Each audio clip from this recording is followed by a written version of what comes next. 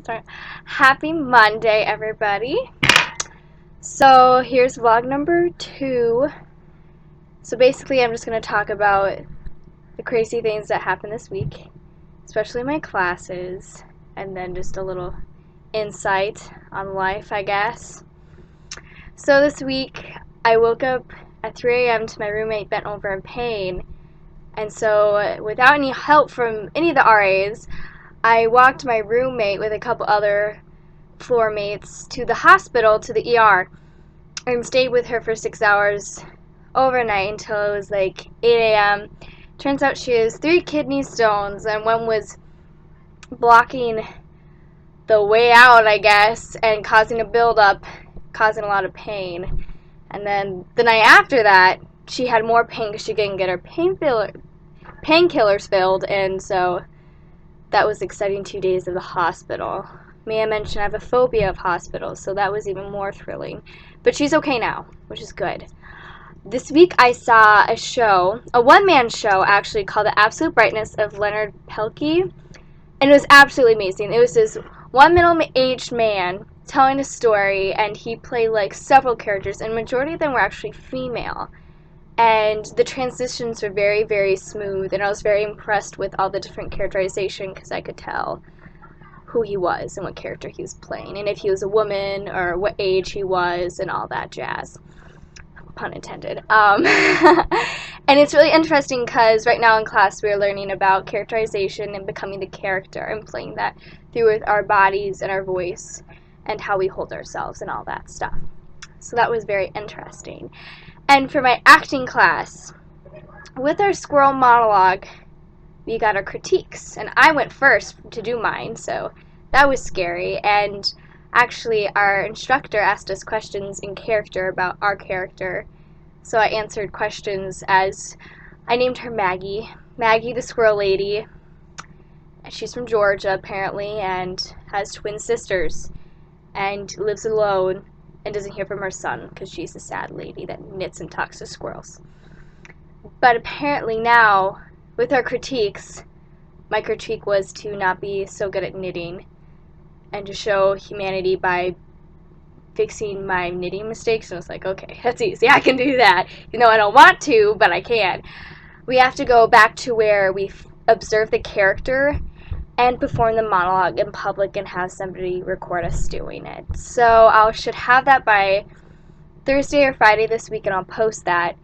But now I have to go to Washington Square Park and perform a monologue of me talking to squirrels as a older woman knitting.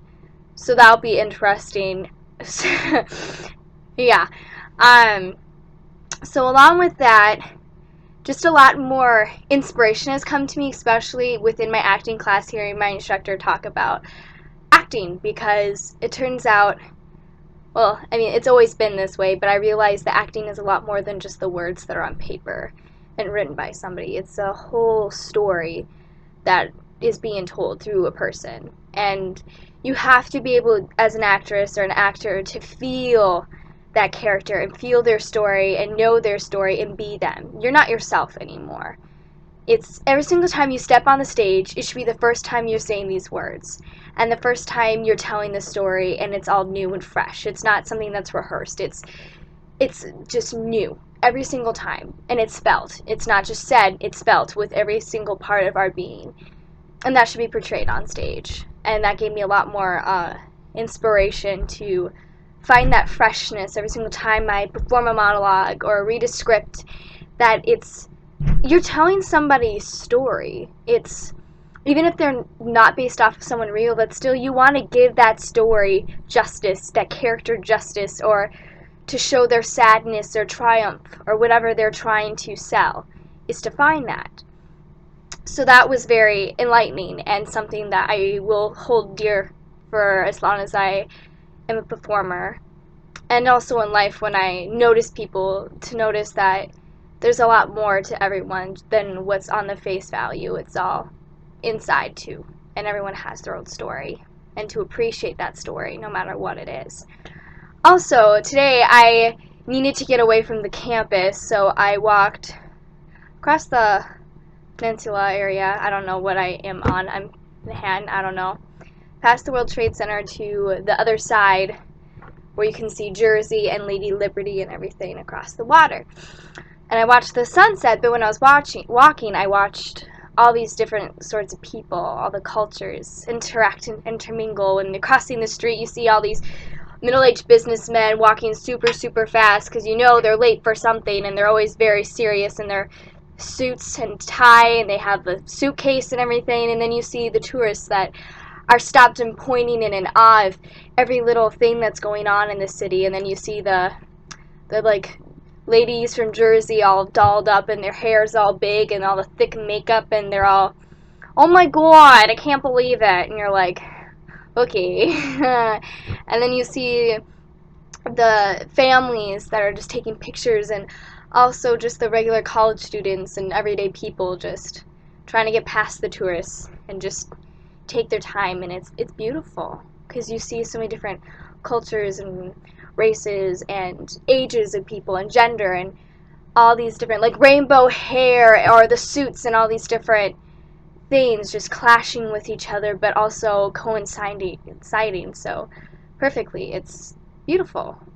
And I guess I definitely took advantage of just being here so far because I never took a step back and it's like, oh, this is where I am. I was like, okay, I'm going to stay in my dorm and knit because I don't want to go outside. But today I walked outside by myself and I actually saw the beauty that everyone's looking at and how great it is and how it takes me with awe, basically. Well, that's my little insight along with my story, so that's interesting. But so far the past week was really good. Very insightful, I guess, more than usual, and I'm excited to tell you about next week. So, thank you all. Have a good one.